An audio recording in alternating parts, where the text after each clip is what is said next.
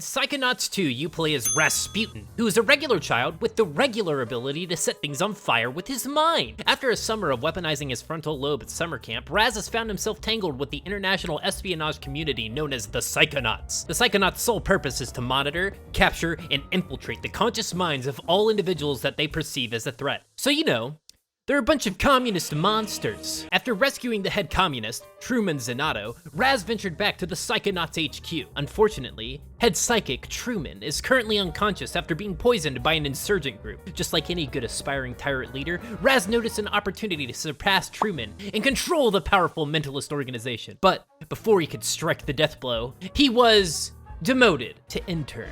Before he can finalize his plan as Master Mind Man, he must learn the ethics of mind control. This is all my fault. No irony there, and the consequences of dying inside of someone's mind. You know what happens when you die in someone's mind, right? If you die inside a mind, you pee your pants. With the risks in mind and a goal in sight, Raz sets off on his journey to answer the question, what is Psychonauts 2 worth? Psychonauts 2 is a barrage of puns. I'm the greatest dentist of our century!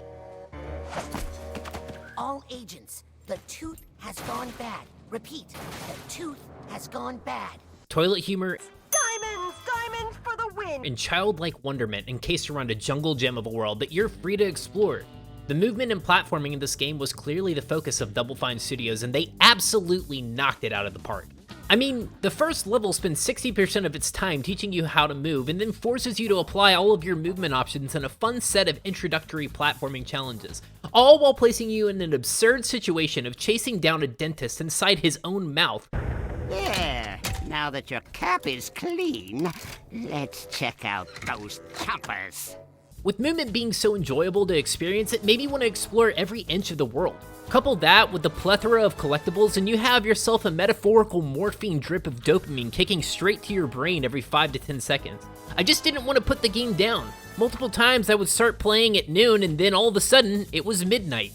But it isn't just the platforming that's fun. The real charm of this game is the absurdity of the narrative, and the game's ability to not take itself too seriously. Power! Sam, what are you... Up! Oh no! Wheel! The writers wrote Raz as a kid who was just incredibly excited to be a part of the organization that he grew up reading comic books about. Here they are! The Psychic Six. The group of paranormal experts Ford Cruller gathered together to form the Psychonauts. I read all about them in True Psychic Tales #1. Wait, comic books? Damn it, they have propaganda tools too! Raz is goofy, naive, excitable, and still really loves stupid humor. The game is littered with puns and toilet humor, which makes the platforming gameplay just more enjoyable. The High Rollers Lounge only Triple admits- gazillionaires, of course. I would belong to no lesser club. I also think there's a real elegance to the way that they handled mental health issues inside this game. Many mental struggles that we all deal with daily are personified as enemies. Panic attacks, judgment, censorship, regret, all of these things are incredibly human experiences. But Double Fine shows that even though we deal with these issues, they don't magically go away forever. We just learn how to cope and manage them. Oh, all right. I'm feeling better. I'm ready to help.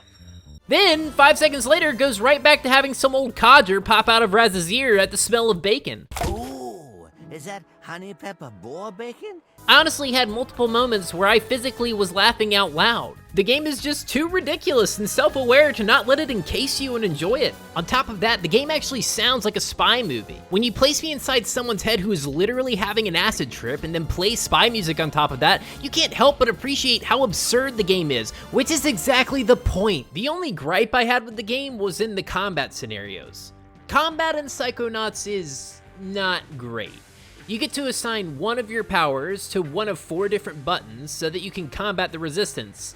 And ultimately what you end up doing is running around in circles spamming Psyblast at everything until it doesn't exist anymore. I wouldn't say that the combat is bad, it just isn't anything. Part of the problem is that you could just beat the entire encounter mashing one button, with the exception of one enemy, the Bad Mood. And that enemy was my favorite. The bad mood was invincible to Psyblast and actually required you to use a non-combat ability to find out what was causing the bad mood, and then give those bad feelings the communist karate chopping of a lifetime. Everything else, just Psyblast.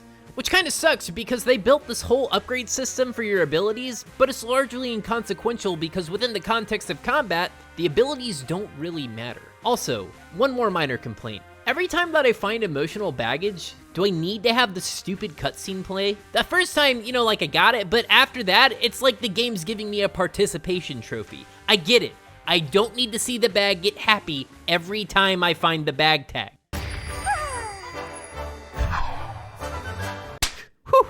I'm glad I found something to complain about.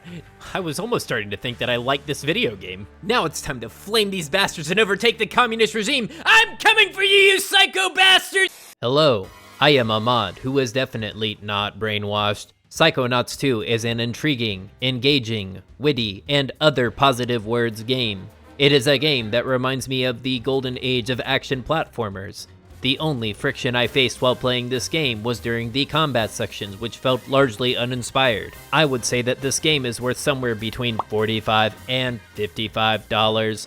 What an excellent way to end my 2021. By the way, if you have been enjoying this content that analyzes game value, then please like and subscribe to the video so that the Psychonauts can, it helps out the channel. Whoa, I've got a killer headache.